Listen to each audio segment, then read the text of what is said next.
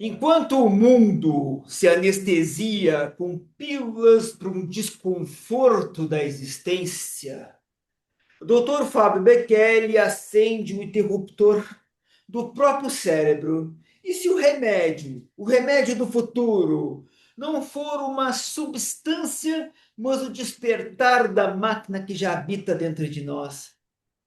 Vamos refletir. Bem-vindos a esse programa que já é um território da medicina. Deixa de ser um reparo e se torna uma orquestração. Hoje eu não estou aqui para tratar os sintomas. Nós estamos aqui para questionar esse próprio conceito de saúde. Com a elegância de quem navega com a acupuntura milenar e a neuromodulação de ponta e a profunda compreensão da neuropsicofisiopatologia. Eu tinha essa palavra na cabeça e quase esqueci. Adaptativa, aonde nós recebemos esse fundador da Clínica Inovitar, secretário da Sociedade Científica Internacional de Otimização Neuropsicofísica e um dos pioneiros brasileiros da tecnologia REAC. Doutor, bem-vindo a esse palco. Muito obrigado, Pedro. Obrigado pelo convite novamente. Poder conversar um pouco sobre saúde, neuromodulação. É sempre uma alegria e entusiasmante de ouvir as suas introduções. Doutor Fábio Bekele, em um mundo que medicaliza o sofrimento como se fosse uma falha de hardware, a neuromodulação REAC propõe algo radicalmente diferente: reorganizar o software do sistema nervoso central. Doutor Fábio, não seria o caso de admitir que grande parte da medicina atual está tratando o ser humano como um carro quebrado, quando na verdade estamos diante de um maestro que esqueceu a partitura? A medicina teve grandes evoluções na sua história e possivelmente nos últimos anos ela se super especializou e acabou tentando enxergar em pequenas partes a saúde e por vezes pode ter perdido a visão do todo, super, ficando talvez um pouco, em alguns casos, né, um pouco míope a visão do todo. Quando a gente pensa e vê o funcionamento biológico a partir dessa organização, que é o grande maestro orquestrador da vida, né, que é o cérebro, começa acompanhar de modo mais inteiro a situação da saúde de uma pessoa, a gente pode se questionar, sim, se algumas partes da medicina estão míopes, né? E mais do que isso, a gente pode aprender muito com essa abordagem inovativa de olhar o todo a partir do centro, a partir da atividade bioelétrica e da atividade neurológica, levando em conta o centro enquanto centro biológico, né? A gente também pode pensar num centro mais talvez filosófico, da eternidade e tudo mais, né? Isso seria um outro tipo de centro também, mas olhando com um olhar material, biológico, reorganizar e remapear essas funções e essas funções e disfunções, né? É uma grande resposta e uma grande oportunidade da atualidade com esses novos conhecimentos e novas tecnologias, né, de análise. O estresse crônico não é apenas um mal do século. É a tradução biológica de uma civilização que perdeu o compasso com o seu próprio ritmo biológico, doutor Fábio. Mas quando você otimiza a resposta adaptativa do paciente ao estresse via REAC, não está simplesmente curando, está desenvolvendo a pessoa a capacidade de dançar com o caos, mas e aqueles que preferem o conforto da anestesia emocional? Dr. Fábio Bekele, estamos preparados para uma humanidade mais resiliente ou talvez mais desconectada? É, em, em- em todas as situações humanas, a gente tem a adaptação ao ambiente. Realmente tem, talvez a gente vive num ambiente de muitos estímulos que demanda uma carga adaptativa maior, e podem ter escolhas e podem ter condicionamentos, talvez vícios que não que puxam para o que é o mesmo, né? Para continuar da mesma forma, e existe a decisão da virtude de poder fazer melhor, né? O uso da tecnologia REAC, a gente consegue biologicamente ter uma expressão funcional melhor, seja neuropsíquica, seja física, cognitiva, mas com certeza vai sempre passar pela liberdade das pessoas de darem um passo, né? Você pode escravizar uma pessoa, obrigar ela a fazer qualquer tipo de serviço, de trabalho, mas você nunca consegue obrigar uma pessoa a amar, né? É impossível. O amor é um passo da liberdade. Buscar a saúde amando a si mesmo, né? E amando as pessoas com que se convive, isso é um passo que a biologia não, ela consegue só equilibrar o terreno, mas o passo passa pela individualidade, né? A integração entre medicina tradicional chinesa, homotoxicologia e tecnologias de neuromodulação, elas revelam que o corpo nunca foi um conjunto de peças isoladas.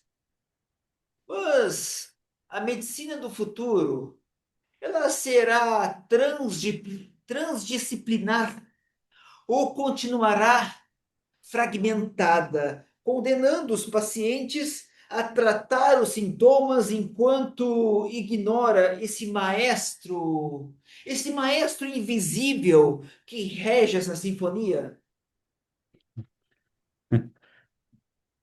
É, bom, para os espectadores, né, que estão vendo a entrevista, eu tenho a formação inicial em acupuntura e a formação em medicina biológica ou toxicologia, que é uma linha de medicina pouco conhecida aqui no Brasil, principalmente, que é o estudo da reação do corpo às toxinas ambientais.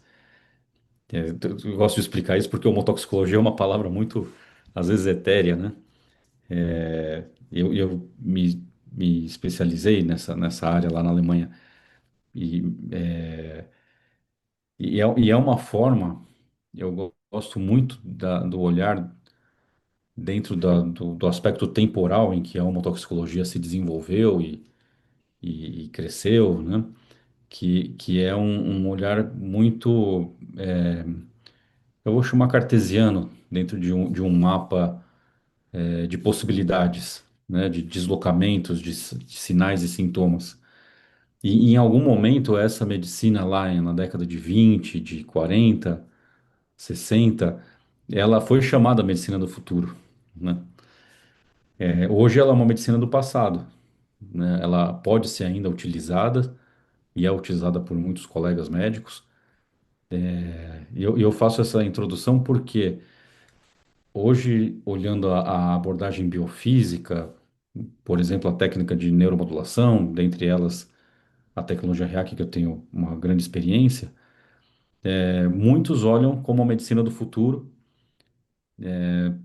Contudo, na minha vida, na vida de alguns colegas que já trabalham com essa tecnologia, ela, ela é atual, ela já é um pouco do passado. Eu já faço esse futuro já há 15 anos, né?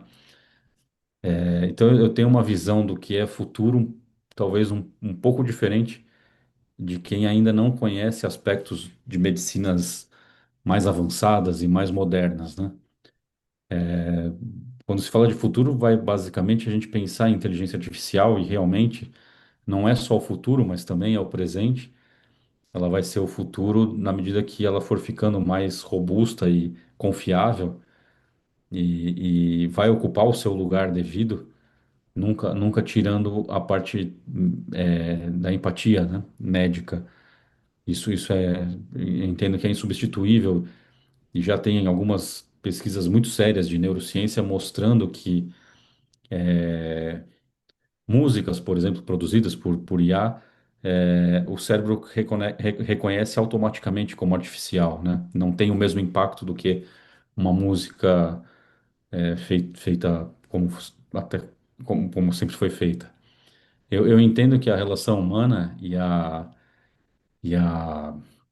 medicina, que passa pela relação humana, ela vai sempre persistir, a empatia, mas com certeza vão surgir em breve ferramentas muito avançadas que às vezes a gente pode nem ter ideia.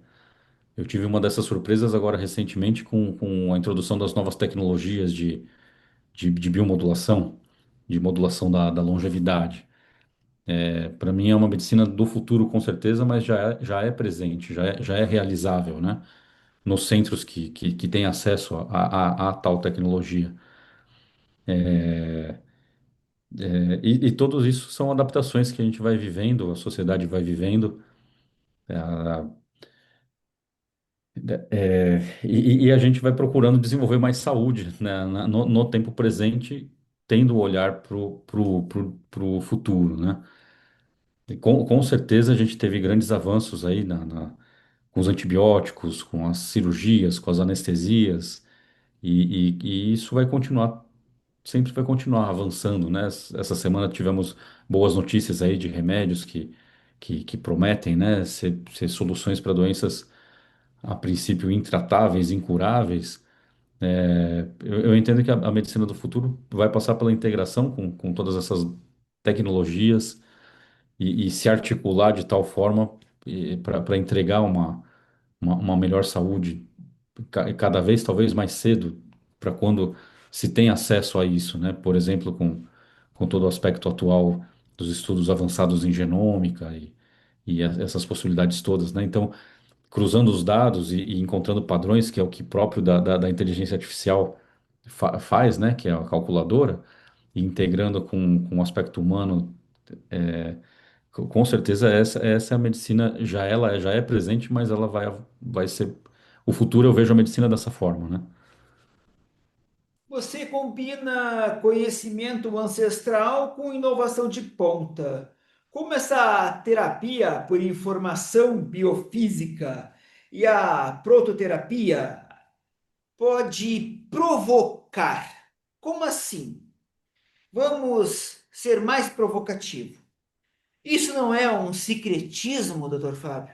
É evolução, mas por que que a academia acaba tratando essas abordagens integrativas como alternativas, quando o que deveria ser alternativo é o reducionismo teimoso? Isso vai passar pela história da ciência, né? Quando se fala de terapia de informação biofísica, na Alemanha ela é inclusive chamada de medicina quântica, que é uma das minhas formações. Ela é muito provocativa quando a gente cai num tema desse tipo, né? Física quântica, medicina quântica. Eu hoje já não, não é que não acredito, mas eu já não. É um conceito já ultrapassado para mim. Querer associar uma coisa que faz medição, que é a própria física, com a filosofia, que é um estudo sobre ao ser, né, em si. Eu entendo que o sincretismo ele pode acontecer gerando uma confusão e a tão chamada medicina quântica, para mim, é um exemplo enorme dessa confusão. Isso que eu estou falando, eu sei que é muito polêmico, mas é como eu vejo hoje, né? Eu não é que eu não acredito na medicina quântica. Eu acho que simplesmente ela não existe porque não se mistura física de medições com a qualidade do ser. E, bom, a gente tem um grande autor que fala sobre isso, falecido recentemente, que é o Dr. Wolfgang Schmidt, para quem quiser aprofundar mais com muito mais tempo, né? Mas eu vou entender que se existe um sincretismo positivo, é a própria busca da verdade que vai sendo uma escada de conhecimento e, e você vai deixando para trás coisas que em algum momento poderia ser uma verdade, mas ela foi transladada, né? E esse movimento, ele demanda é, dedicação, demanda tempo, às vezes demanda um tempo maior que um tempo de uma vida inteira. Então, nesse sentido, não fazendo uma crítica à academia, mas tem um tempo próprio das coisas acontecerem e algumas pessoas, como em todas as áreas, não fazem muita questão de que isso avance, não querem se dedicar, não fazem questão de avançar um pouco mais rápido. Mas de qualquer forma, não tem como segurar esse avanço. Ele é intrínseco, já que ele é verdadeiro, né? Então, muitas pesquisas já, a gente tem mais de 100 publicações nessa área, já demonstram da forma da ciência mais clássica possível, com toda a parte de revisão de pares e tudo isso que as pessoas falam da ciência acadêmica, né? A gente já tem essa construção, mas tem uma questão de tempo mesmo, de mudança de ângulo, de visão. Isso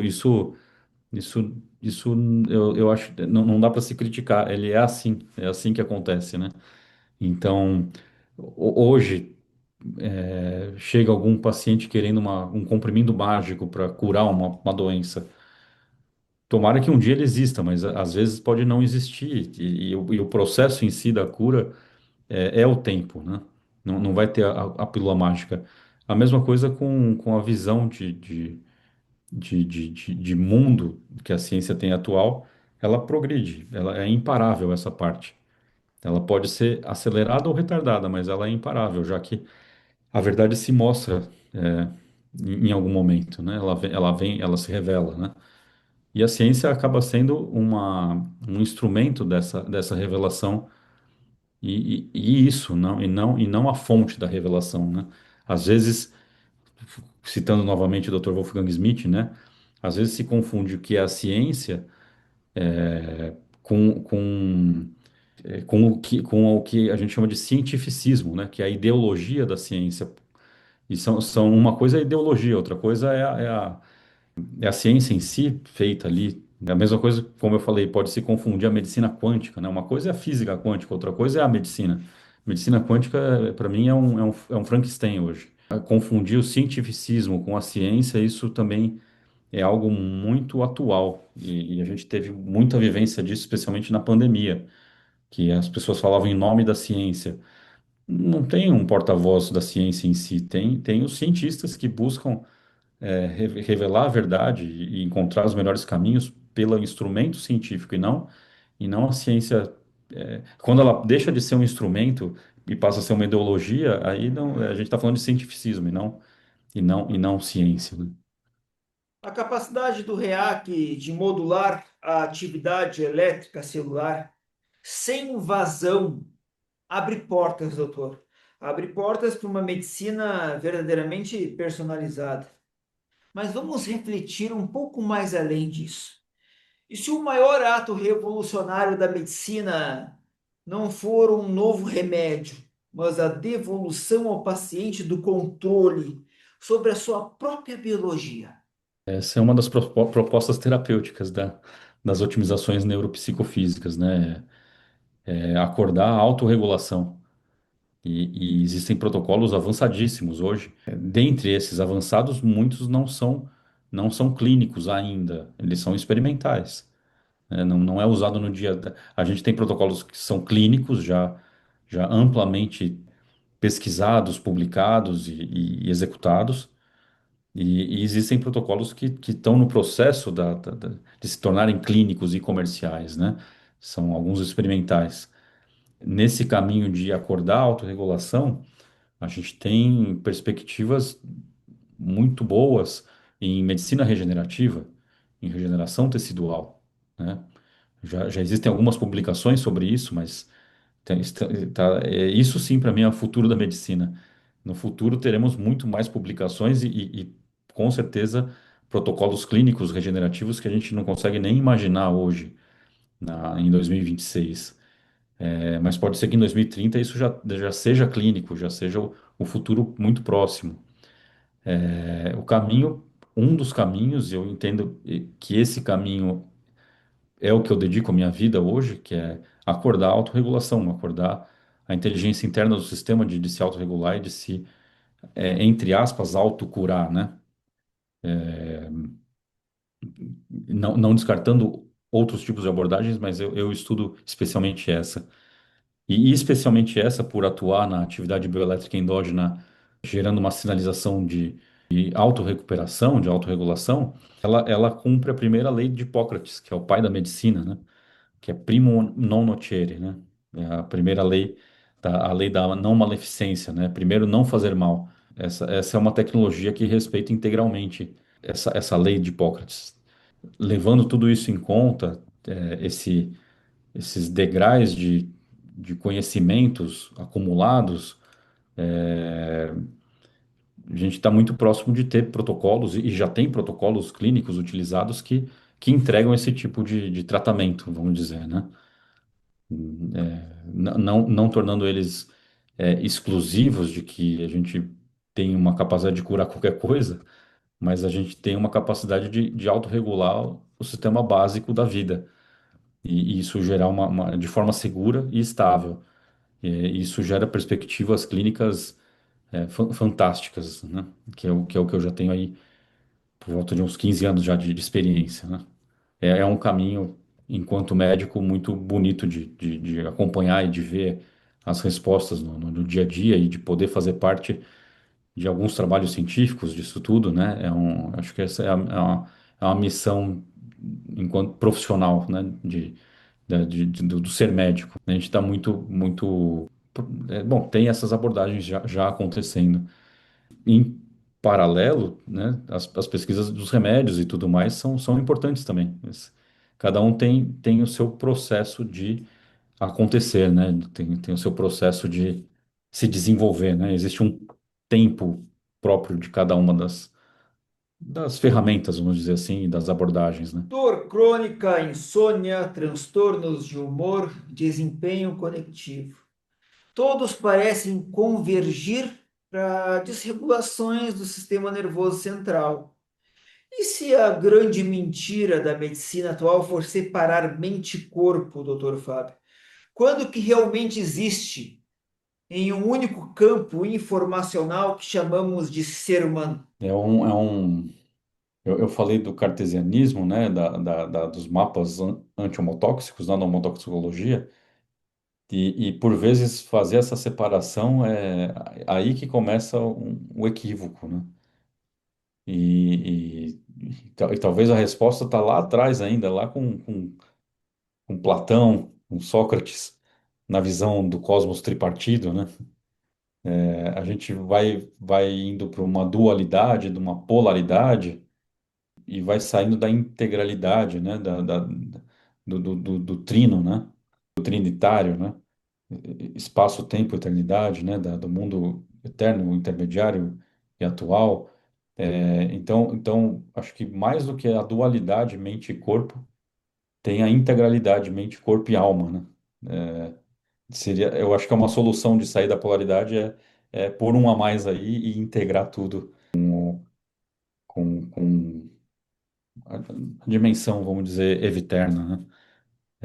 Isso na medicina, nas últimas décadas, foi se desconstruindo esse tipo de olhar e de abordagem, né?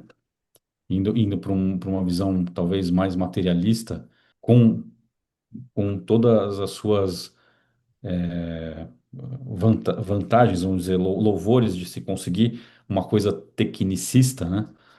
Mas exatamente aí, em algum momento, pode ter a ruptura dessa polaridade. Então, se desconecta com a essência e se fica no transitório, e não no imanente, né? No transitório da matéria transitória.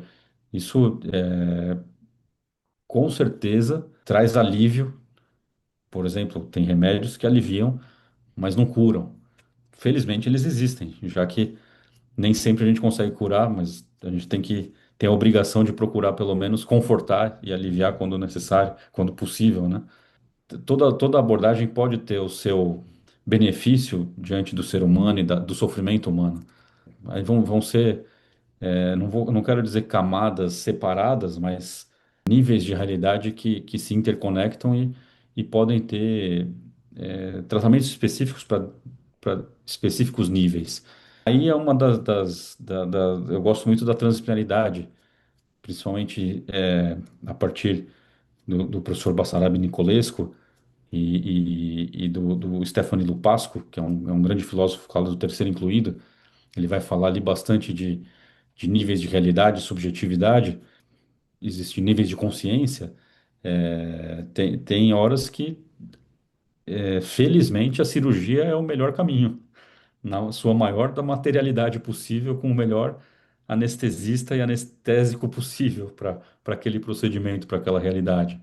E tem momentos que refletir sobre o cosmos tripartido, sobre a essência, a existência, pode tratar doenças menos tangíveis, mas tão ou mais sofridas do que uma dor corporal, né? Uma dor da alma. Isso é mais difícil de ter uma pílula que trate a dor da alma do que a dor do corpo.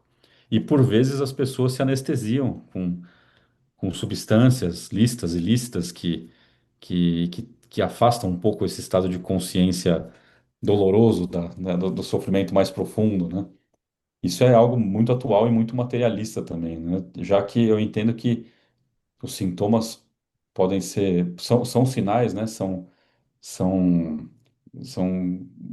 manifestações de algumas desordens que estão acontecendo e, por vezes, a desordem pode não ser física, né? E aí se tem que procurar abordagens em níveis de consciências específicas para isso, né? E a medicina vai ficando mais personalizada ainda, né? Seja pela atividade bioelétrica específica do indivíduo, seja pela experiência de vida cultural, né, de cada pessoa, né? O envelhecimento digno e o neurodesenvolvimento infantil são ambos beneficiados pela mesma tecnologia. Doutor, estamos finalmente próximos de uma medicina que respeita o ciclo completo da vida, ou ainda vamos tratar o idoso como um carro velho e a criança como um protótipo em teste? É uma excelente pergunta, como sempre. É um belo exemplo de protótipo em teste, né? E um carro descartável, né? Olhar dessa forma, eu entendo que é uma polaridade da coisa, né? Olhar uma ideia utilitarista da vida, né? E do ser humano, vai acabar passando por um tipo de escravidão. A criança já é um ser em si que está numa fase que pode ser moldada, né? E o idoso já está mais rígido e ele é menos moldável, né? E colhe os frutos do que foi passado ao longo dos anos, né? E cada um com a sua dignidade. Talvez olhar para a dignidade do homem mais do que para a utilidade do homem seja uma resposta. E a medicina que trata o ser humano, né? Se ela for por um caminho utilitarista, ela vai descartar algumas pessoas, como infelizmente já fazem em alguns lugares. Eu entendo que é o maior dos desrespeitos com a dignidade, né? Só que isso passa pela sociedade como um todo também, né? Pelas leis, pela como a sociedade se organiza, como ela especialmente educa e molda as crianças, né? Não como um protótipo, mas como construtores de realidades e realidades que podem ser melhores ou piores, né? O ser humano é um sistema aberto, né? Mesmo idoso. Mas a criança em si é um sistema aberto de altíssimo metabolismo, né? De altíssimo rapidez de processamento. Então, eu acredito que em 2026 a gente tem conhecimento suficiente de gerar uma educação da melhor qualidade possível e, ao mesmo tempo, a gente olha para algumas escolas e vê que está na pior qualidade possível, né? São situações muito contrastantes, né? E com certeza esse contraste não é saudável. A medicina ela pode ser um instrumento refletir sobre isso e de agir sobre isso, né? Indo para uma área que é a neurofisiologia, a gente vê aí quantas e quantas situações de déficit de atenção, hiperatividade, quantas situações epigenéticas de espectro autista, né? Para mim, são manifestações desses contrastes que não estão harmonizados, né? E geram respostas comportamentais, é difícil falar inadequadas ou adequadas, mas adaptadas ao ambiente, expressas pelo ambiente que se habita, né? Que se vive. Então, tem muita coisa, não é só a medicina, mas a medicina pode ser um grande indicador, sinalizador e instrumento para agir sobre isso, né? No silêncio elétrico das células, um maestro desperta. Não é Deus, nem máquina, mas o homem inteiro reconhecendo, enfim, a sinfonia que sempre foi. Onde o estresse era ruído, agora ele acaba se tornando ritmo. Onde a dor era sentença, agora é nota passageira. Aonde o envelhecer era derrota, agora é a última grande composição. Quando o cérebro, doutor Fábio Becchieri, se lembra de si, o corpo canta a sua própria partitura e que nós, humildes, regentes, possamos aprender, telespectador, antes de termos o nome para ela. Grazie, doutor Fábio Becchieri. Grazie mille. Obrigado pela oportunidade, né? E por perguntas tão inteligentes e profundas, né? Inquietantes.